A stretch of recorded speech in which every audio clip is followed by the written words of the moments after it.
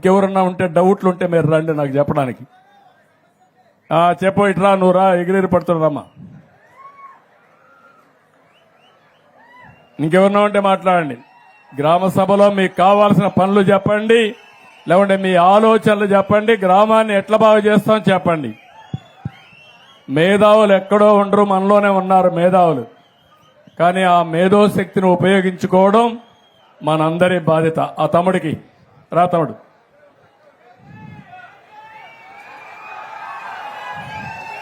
ఏం తమ్ముడు, రా, మైక్ తీసుకో, మైక్. వానపల్లి అందరికీ కూడా నమస్కారం అండి. అలాగే గవర్నర్ ముఖ్యమంత్రి గారు, అలాగే మన ప్రెసిడెంట్ అయిన పల్లి భీమారావు గారు, ఎమ్మెల్యే అయిన సత్యానందరావు గారు, వైస్ ప్రెసిడెంట్ అయిన మన వీరేష్ గారు, అందరికీ కూడా నమస్కారం అండి. మన ఊరికి ముఖ్యంగా కావాల్సింది ఆడబిడ్డలందరికీ కూడా ఒక పని చేయడానికి ఒక ఫ్యాక్టరీ కావాలి సార్. ఎందుకంటే ఇక్కడి నుంచి కండవిల్లి వెళ్తున్నారు సార్. ఒక 4-5 గంటల జర్నీ చేయాలి సార్. 8 గంటల నుంచునే పని చేస్తారండి కండవిల్లి ఫ్యాక్టరీలో సార్, దూది ఫ్యాక్టరీ సార్. దానివల్ల ఇక్కడ ఆడవాళ్ళందరికీ కూడా వద్దు, ఆ పని చేయొద్దు, ఆ పని చేయొద్దు. నిలబడు, ఈ పక్క వచ్చి ఈ పక్కన ఉండే చెప్పని ఆయన చెప్పని సార్. చెప్తాం. ఆడవాళ్ళందరికీ కూడా సార్ ఊపిరితిత్తులో చాలా కంప్లైంట్ సార్. వీళ్ళకి చెప్పడం లేదు కానీ ముసలి వాళ్ళ దగ్గర నుంచి ఇక్కడ ఉన్న అమ్మాయిలు 10th క్లాస్ చదివిన సరైన ఉద్యోగాలు లేవు సార్. ఉద్యోగాలు లేక కండవిల్లి ఫ్యాక్టరీలో నానా ఇబ్బందులు పడుతున్నారు సార్. మా ఊరు వాడవాళ్ళు కానీ కొత్తపేట, వానపల్లి గ్రామ పంచాయతీలో ఉన్న వాళ్ళందరూ కూడా నరకం అనిపిస్తున్నారు సార్. ఇక్కడ నుంచి 3 షిఫ్ట్లు సార్. ఎలా అంటే పొద్దున్నే 4 గంటలకు లేచి 6 గంటలకు బస్సు ఎక్కాలి సార్. 6 గంటలకు వెళ్తే అక్కడికి వెళ్ళేటప్పటికి 7-8 అవుతుంది సార్. 8 గంటల నుంచి మళ్ళీ తిరిగి వచ్చే వరకు కూడా నుంచునే పని చేయాలి. ఇక్కడ ఉన్న ఆడవాళ్ళందరూ కూడా అదే పరిస్థితి. అలాగే మా రైతన్నలు సార్, ముఖ్యంగా మా గోదావరి నియోజకవర్గానికి వెన్నుముక్క అయినటువంటి రైతన్నలందరూ కూడా గోదావరి వస్తే నిజంగా ఎంత నాశనం అవుతున్నారంటే ఏ ప్రభుత్వం ఈ 5 సంవత్సరాల్లో కూడా ఏ ప్రభుత్వం పట్టించుకోలేదు. వైఎస్ఆర్సీపీ ప్రభుత్వం మా గోదావరి దగ్గర నుంచి వీడియోలు మీరు చూసారో లేదో తెలియదు సార్. ఇక్కడ వరకు కూడా మునిగిపోయి నరకం అనిపించేది సార్. ఎందుకంటే మాది కిల్లికొట్ట అక్కడే సార్, ఏడుకొట్ట మీద. మా గోదావరి రైతులందరూ కూడా మా దగ్గరకు వస్తారు కాబట్టి చెప్తున్నాను. అలాగే ఇంకో విషయం, ఇక్కడ ఉన్న ఆటో యూనియన్ సార్, నా ఈ ఆటో యూనియన్ ప్రెసిడెంట్ సార్, నా పేరు రేజనాయుడు. అలాగే మీరు ముఖ్యంగా ఆడవాళ్ళందరికీ కూడా ఫ్రీ బస్ పెట్టారు సార్. దానికి అభినందించాలి సార్ నిజంగా. ఎందుకంటే మామూలు విషయం కాదు సార్, అది చాలా కోట్లతో కూడుకున్న విషయం. మా ఆడవాళ్ళ అక్క చెల్లెములు అందరూ కూడా చాలా బాగుండాలని మీరు ఈ పథకం పెట్టారు సార్. అలాగే మా ఆటో యూనియన్ దగ్గర ఒక 5 లక్షల మంది సార్ తూర్పుగోదావరి జిల్లాలో. 5 లక్షల మందికి కూడా మీరు ఏదోలాగా, ఎందుకంటే మామూలుగా ఏదో 10th ఫెయిల్ అయ్యో లేకపోతే ఏదో చేసో కాదు సార్. ఖచ్చితంగా డిగ్రీ చదువుకున్న వాళ్ళు కూడా ఆటో తోలుకుంటున్నారు సార్. అలాగే ఇక్కడ జరిగిన ఒక 5 సంవత్సరాలు మీకు నరకం చూపెడతాను సార్. నిజంగా ఈ 5 సంవత్సరాలు నరకం చూపెడతాను. 5 సంవత్సరాలు నరకం చూపించారు సార్. ఏమండి, ఇక్కడ ఉన్న జనసేన కార్యకర్తలు కానీ, జనసేన అభిమానులు కానీ, తెలుగుదేశం కార్యకర్తలు కానీ, తెలుగుదేశం అభిమానులు కానీ మీరు చెప్పారు కదా సార్ అక్కడ ఎంతమంది మీద కేసులు ఉన్నాయని.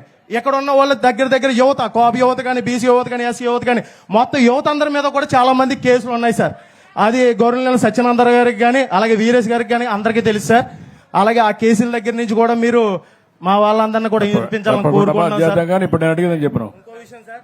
ఒక సెకండ్, ఏది ఏం పెట్టాలో పార్క్ సార్. ఎందుకంటే మా పల్లలంకు ఇంకో పేరు సార్, ప్రకృతి మాత అండి. ప్రకృతి మాత ఆవిడకి అక్కడ ఇదంతా కూడా పల్లమ్మ గారికి కలెక్టర్ ఉండు హరీష్, నువ్వు ఉండు, కాసేపు ఉండు, నువ్వు ఓపిక పట్టు. నాకు తెలిసి నాకు ఎట్లా చేయాలి నాకు తెలుసు, ఓపిక పట్టు. కలెక్టర్ గారు ఈ టెంపుల్ అంతా తీసుకొని ఈ టెంపుల్ మొత్తం ల్యాండ్స్ అన్ని కూడా ఇచ్చేసి మంచి పార్కు, ఒక మంచి ఆహ్లాదకరంగా ఊర్లో వాళ్ళు వస్తే కూర్చునే విధంగా, సాయంత్రం అయితే ఇక్కడ అందరూ వచ్చి దేవుని సేవలోనే కాకుండా నేచర్ ప్రకృతి సేవలో తన్మయత్వం పొందే విధంగా తయారు చేయండి. దానికి ఎంత డబ్బులు కావాలని ఇస్తాం, దానికి వర్కౌట్ చేసి ఇమీడియట్ గా శ్రీకారం చుట్టండి. రెండోది, ఎక్కడికి పోయి పనిచేస్తారు మా లేడీస్ అంతా? ఎక్కడికి? రావులపాలెం అవతల Kandavilli sir, Kandavilli factory sir, దూది ఫ్యాక్టరీ సార్. ఏ ఫ్యాక్టరీ? దూది ఫ్యాక్టరీ సార్. దూది ఫ్యాక్టరీ అండి, రవలి స్పిన్నర్స్, స్పిన్నింగ్ మిల్సా? చాలా ఇబ్బంది పడుతుంది సార్. చాలా మందికి ఊపిరితిత్తుల కంప్లైంట్ ఉంది సార్. అలాగే వచ్చి కూర్చున్నారే కానీ అందరికీ దగ్గు ఆయాసం చాలా ఉంది సార్. ఇప్పుడు వాళ్ళందరికీ మనం ఏం చేయగలుగుతాం, ఒక యాక్షన్ ప్లాన్ తయారు చేస్తే ఈ ఊర్లో ఉండే ఆడవాళ్ళందరికీ ఇక్కడనే ఉపాధి కల్పించేదానికి ఏం చేయగలుగుతామో దాన్ని కూడా వర్కౌట్ చేద్దాం. అది కూడా చేసి ఇది ముందుకు తీసుకెళ్దాం. రెండోది ఆర్టీసీ డ్రైవర్లు కూడా ఆదుకుంటాం తమ్ముడు. మా ఆడబిడ్డలకి ఆర్టీసీ కాదు ఆటో డ్రైవర్లను ఆదుకుంటాం. ఆడబిడ్డలకి ఉచిత బస్సు సౌకర్యం ఇచ్చినప్పుడు ఏదైతే ఆటో డ్రైవర్లు ఉన్నారో మీరు కూడా చదువుకుని ఉన్నారు, మొన్న మీరు కూడా మాకే ఓట్లు వేశారు, మిమ్మల్ని కూడా ఎట్లా ఆదుకోవాలని ఆదుకోవడం కోసం ప్రయత్నం చేస్తున్నా. తప్పకుండా మీకు న్యాయం చేస్తానని హామీ ఇస్తున్నా.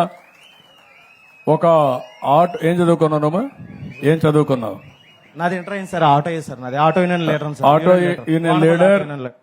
బట్ ఇంటర్ అయింది, సామాజిక స్పృహ ఉంది, అంటే 10 మందికి ఏదో మంచి జరగాలని తాపత్రయం ఉంది. 3 సూచనలు ఇచ్చాడు, 3 కూడా అందరూ వద్దు వద్దు అంటున్నారు. మా హరీష్ అయితే చాలు చాలు అంటున్నాడు.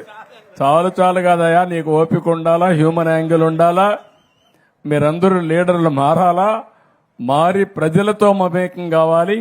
5 నిమిషాలు లేట్ అయితే కొంపలేం కూలిపోగాని ప్రజలు చెప్పింది విని ఆ సమస్యను పరిష్కారం చేసే దిశగా మీరు పనిచేయాలి, అడ్మినిస్ట్రేషన్ పనిచేయాలి. మీరే కాకుండా నీ ఆటో ఏంటి తమ్ముడు? ఇప్పుడు నీ ఆటో డీజిల్ ఆటోనా లేదా పెట్రోలా? Diesel auto sir. ఇప్పుడు ఏ రోడ్లు అన్ని మంచి రోడ్లేనవి? లేదు సార్, ఎక్కడికక్కడ గోతుకులు మీకు తెలియదేమో సార్. మా అన్ని గోతులే. సత్యనందర గారిని అడగండి సార్. ఇప్పుడు నీ దగ్గర నేను హాస్పిటల్ తీసుకెళ్ళకుండా డెలివరీ ఇవ్వండి సార్. ఎలక్ట్రికల్ ఆటో ఇప్పిస్తే నువ్వు దాంతో తక్కువ ఇది చేసుకోగలుగుతావా? పోతుంది ఇప్పుడు అంటే గోతులు ఎక్కువ ఉంటే? గోతులు ఎక్కువ ఉంటే ప్రాబ్లమ్స్ ఎక్కువ వస్తాయి సార్. ఎలక్ట్రిక్ ఆటో ఇది అయిపోయి మళ్ళా నీతో మాట్లాడతాను, నీకేం చేయాలో చూస్తాను. ఓకే, నీతి నిజాయితీ సంతోషం.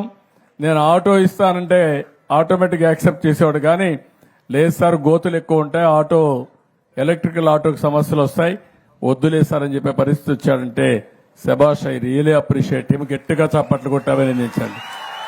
అలాంటి వాళ్ళు సమాజానికి అవసరం. రమ్మా మైక్. ఇప్పుడు ఈయన మాట్లాడలేడు, ఈయన ఎప్పటి నుంచో ఎన్టీఆర్ ఉన్నప్పటి నుంచి ఇది చేశాడు. పాపం ఆయన ఆరోగ్యం బాగాలేదని చెప్పాడు. ఈయన సూర్యనారాయణ పోలిశెట్టి వెంకట సత్యనారాయణ వీర వెంకట సత్యనారాయణ, ఇక్కడే చల్లపల్లి. ఈ ఊరు కదమ్మా? ఈ ఊరు కదండి, చల్లపల్లి నుంచి అండి. ఎప్పటి నుంచో ఓకే. మిమ్మల్ని చూడాలని ఆశ. అమలాపురం దగ్గర అమలాపురం. చల్లపల్లి. ఓకే అమ్మ. ఇప్పుడు అతనికి ఇబ్బంది ఉంది, ఒక 50,000 రూపాయలు ఆర్థిక సహాయం చేస్తాం. ఏం కావాలమ్మా, నీకేం కావాలని అడుగుతున్నా? పిల్లలు మాటలు రాని పిల్లలేనండి, ఆయన మాటలు రావండి. ఇప్పుడు ఏం చేయాలి దానికి? కుటుంబ పోషకారం ఆయన వల్ల ఆయన ఏమీ చేయలేకపోతున్నారు. ఏం కావాలి? అదే మీరు దాని సహాయంతో అదేమ్మా, ఏం చేస్తే అవుతుంది? ఏం చేయాలి? మరి మీకు కొంచెం అగలంగా అయితే ఏమన్నా ఇల్లు కూడా పాడైపోయిందండి, ఇల్లు కూడా కట్టుకోవాలి. ఒక 1,00,000 రూపాయలు ఇవ్వండి, మళ్ళా 5 నుండి ఇల్లు అవన్నీ కట్టించండి, శాంక్షన్ చేయండి. నేను చేయమండి, ఇల్లు అవన్నీ శాంక్షన్ చేస్తాం, ఒక 1,00,000 రూపాయలు ఇస్తాం. ఓకే ఎప్పుడు మీకే ఓకే అమ్మ తల్లి, థ్యాంక్ యూ.